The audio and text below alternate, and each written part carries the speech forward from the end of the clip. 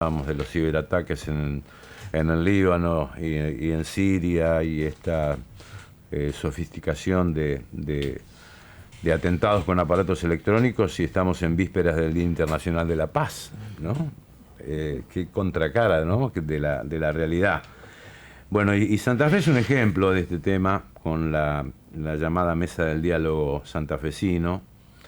Y nos visitan hoy, así que les agradecemos a Marta Pailet, que es miembro de la comisión directiva de la Casa de la Pax Cultura, Martín de Palma, Eugenio Martín de Palma, magíster, es el rector de la Universidad Católica de Santa Fe y presidente pro tempore de la Mesa del Senado, y bueno, nuestro dueño de casa, Javier Haga, gerente general de Multimedios, y es obviamente integrante y secretario de Relaciones Institucionales de la UNL y secretario ejecutivo de la Mesa del Diálogo. La Mesa del Diálogo no solamente está conformada por los credos, las religiones, las universidades, sino organizaciones de la sociedad civil también, ¿no?, que integran y que, si mal no recuerdo, están por cumplir 20 años, ¿puede ser? Sí, señor. Sí, 20 años.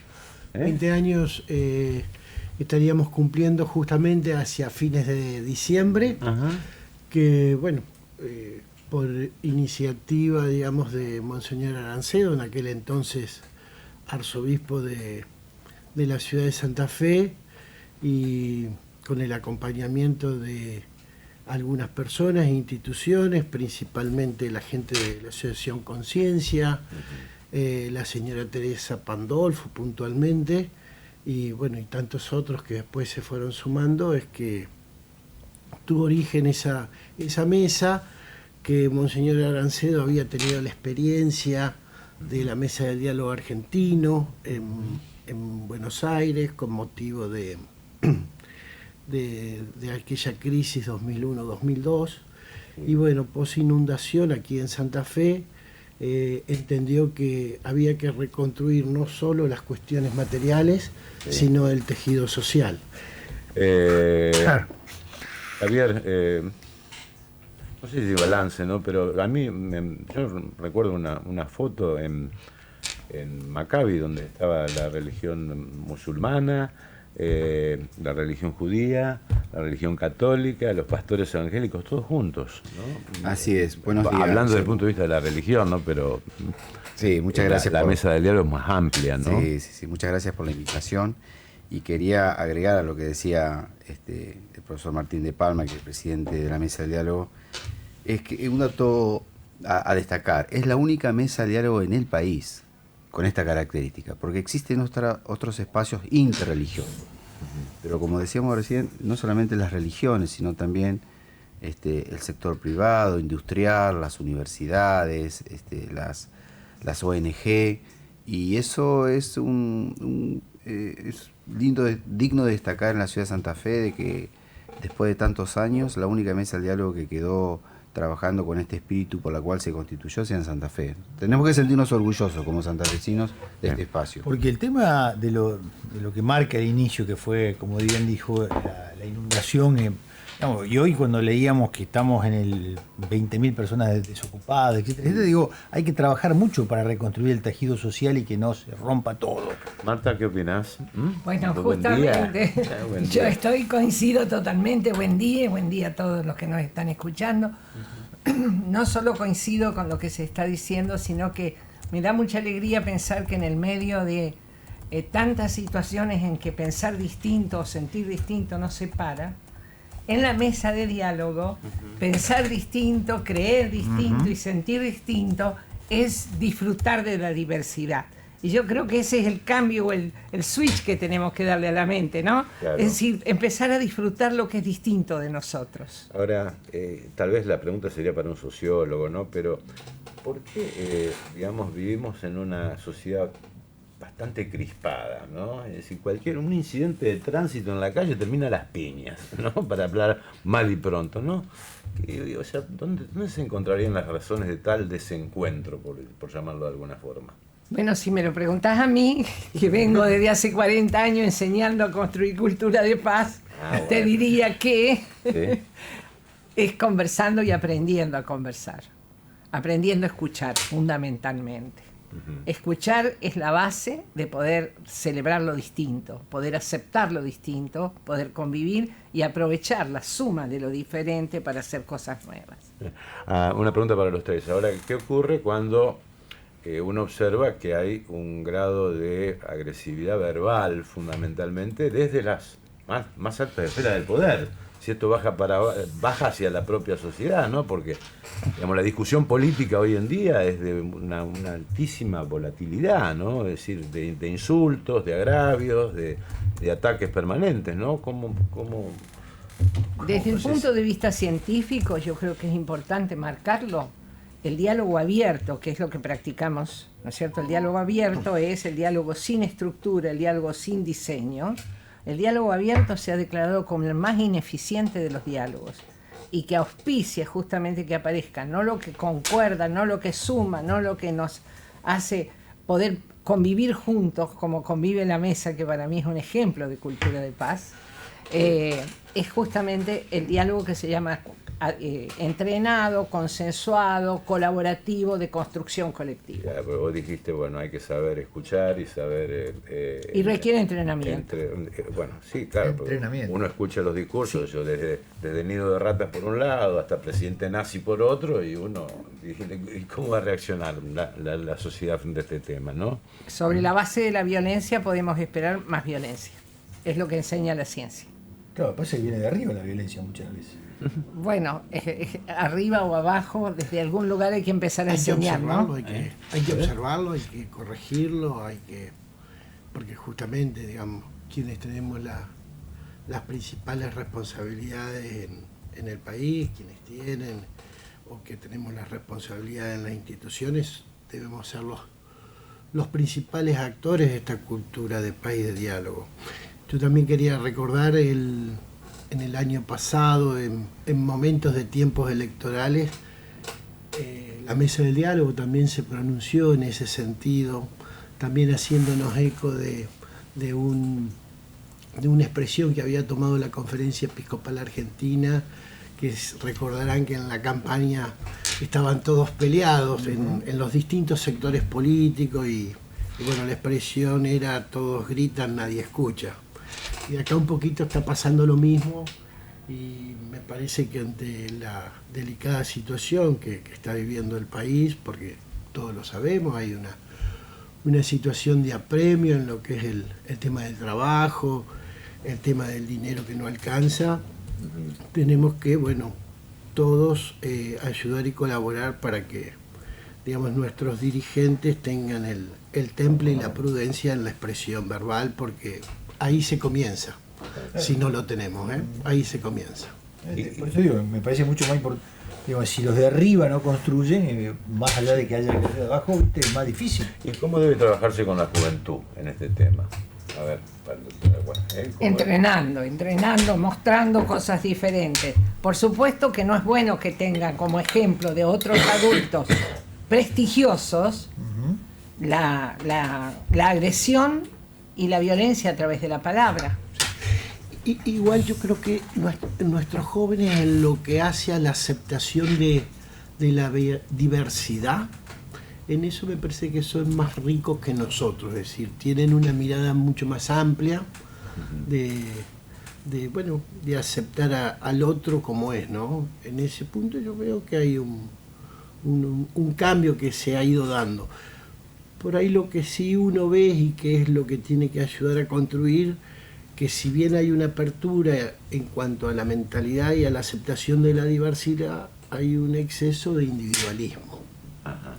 Creo que antes había muchas más construcciones colectivas. Es cierto. Y hoy hay mucho más individualismo. Que ese, bueno, es un punto también a trabajarlo, ¿no? Sí. Pero esto tiene que ver también con la retirada, a ver qué opinan del Estado en la década del 90, fundamentalmente las huellas que dejó esto, ¿o no? Fundamentalmente no, digo, porque, es decir, Martín dice, bueno, tiene que haber más construcción colectiva, es decir, y esto, me imagino también, por ejemplo, la participación política, no el individualismo, o sea, los comités, las unidades básicas no existen más. por ejemplo, como lugares de reunión para decir, a ver, ¿cómo mejoramos la cosa? Sí. En Santa Fe. Si me permitís, yo creo Por que... ejemplo, ¿no? Pero yo creo que ya no vamos a volver a lo anterior. Claro. Se genera una nueva reconfiguración. Sí. A ver, ustedes, los medios de comunicación, los celulares, los WhatsApp, el modo de comunicarse, hasta incluso en nuestra vida cotidiana, muchas veces tenemos la posibilidad de resolver todo o casi todo de manera individual. Hasta el tema bancario. Ya voy al celular, no tengo que ir. No tengo que ir al cajero. No tengo que verle la cara al cajero. Claro. Por decir algunos ejemplos, ¿no? Y creo que eso va a reconfigurar y se está reconfigurando. Sí.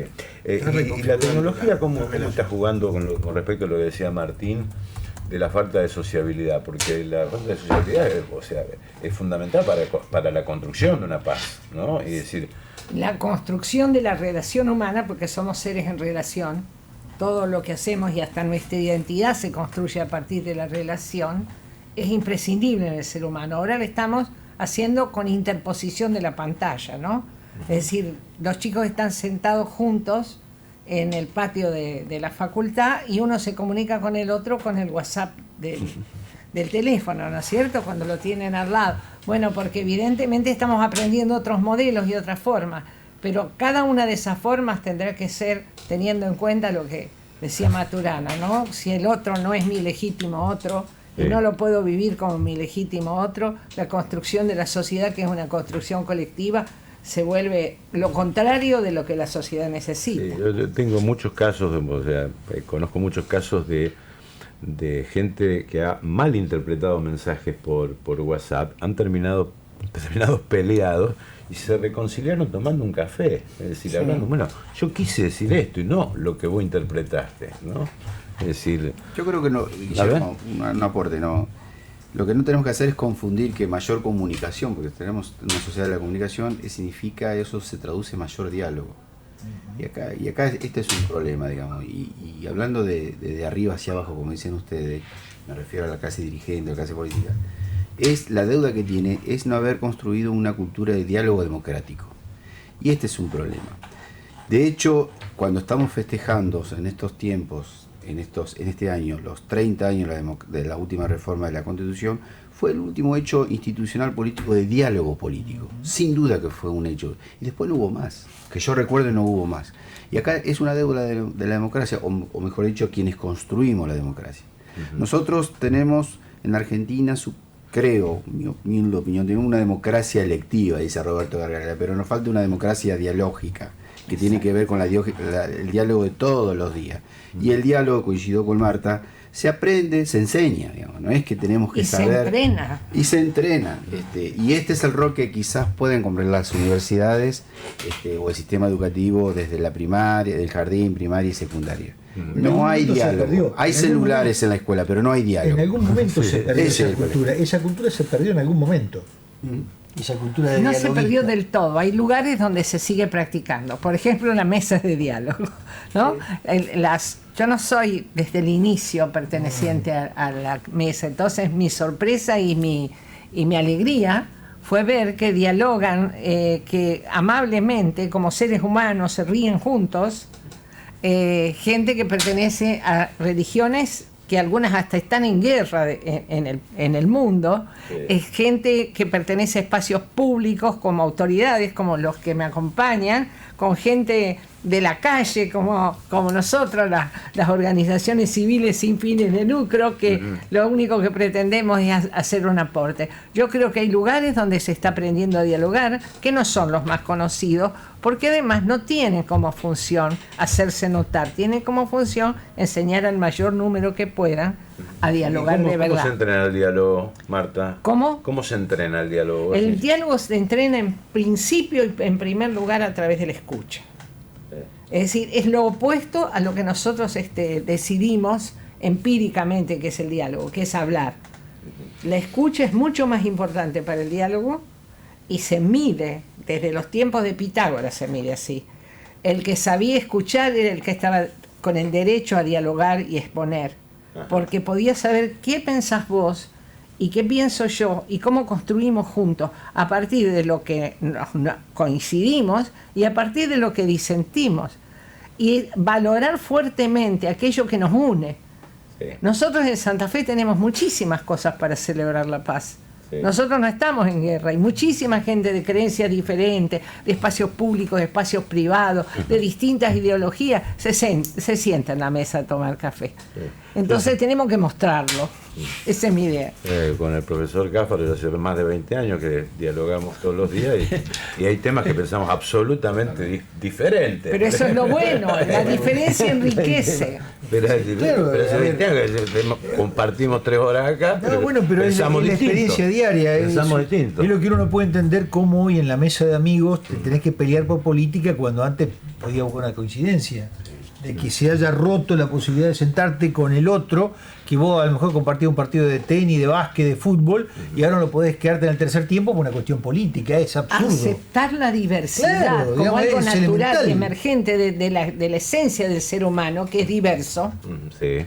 En biología celebramos la diversidad de los sistemas. ¿Por qué no vamos a celebrar la diversidad del Plenamente de sistema acuerdo. humano? Yo creo, claro, sí, plenamente de acuerdo. ¿Y cómo juega la mesa familiar en este tema? Digo, porque muchas veces a partir de allí surgen problemas de discriminación, porque el padre o la madre dice aquel judío de M, aquel negro de M, aquel... ¿Cómo se recompone también desde ese lugar, ¿no? Desde la propia familia, ¿no? Había una fundación que divulgaba una frase, ¿no? El niño aprende lo que vive. Y todos nosotros, aunque haya una larga distancia desde ese momento, como en mi caso, fuimos niños y Sí. aprendimos. Bueno, se aprende lo que se vive, no lo que se dice. Por eso nosotros todos enseñamos con el ejemplo. El docente de verdad no enseña con lo que dice, enseña con lo que hace. Y el niño repite no lo que le dicen que tiene que hacer, sino lo que ve hacer. Por lo tanto, esa es la gran responsabilidad del adulto. Los niños hacen lo que hacen y los jóvenes hacen lo que hacen porque aprendieron de nosotros y nosotros a su vez de los que venimos.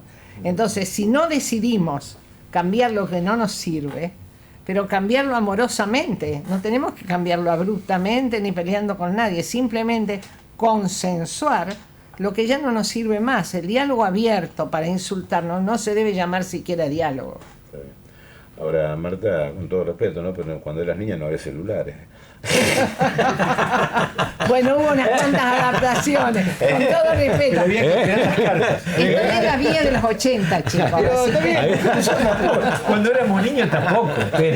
No, también. no estaba, ni los celulares, no estaba el televisor. No estaba. Había que pedir. Cuando uno esperaba una carta varios días. Y con la ansiedad de recibir el cartero. Bueno, esa es nuestra capacidad de adaptación, ¿no es cierto? El ser humano había que- tiene una infinita capacidad de adaptación. Había que pedir la llamada por operadora al que tenía teléfono en la cuadra. El que tenía teléfono en la cuadra había que llamar a la operadora para que te pueda comunicar.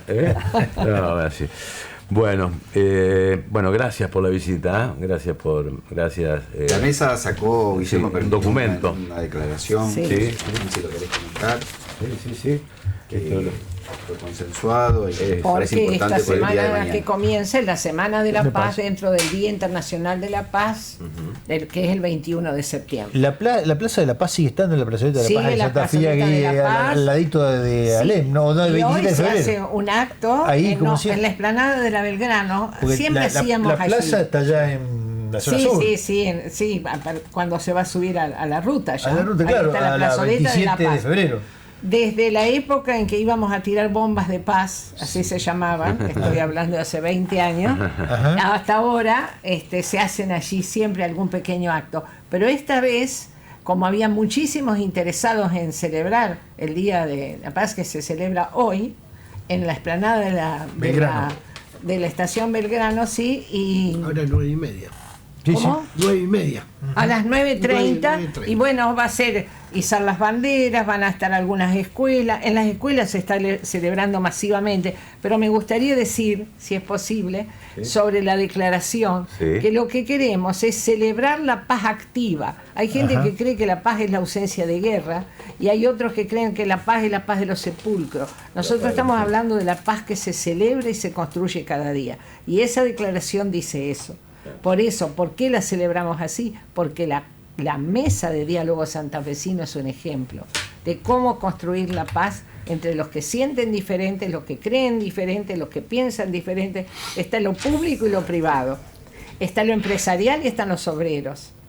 Están representadas todas las religiones. Es decir, no puede haber más pluralismo. Y a mí me gustaría que alguna vez fueran a alguna reunión de la mesa para que vieran el ambiente de amistad, de afabilidad y de camaradería con el que se trabaja. Bueno, gracias Eugenio Martín, gracias a Eugenio Martín de Palma, gracias Marta Pailet, muy además, gracias Javier Aga, muy amables, integrante de la Mesa del Diálogo, con este documento que obviamente se difunde en todos los medios de comunicación.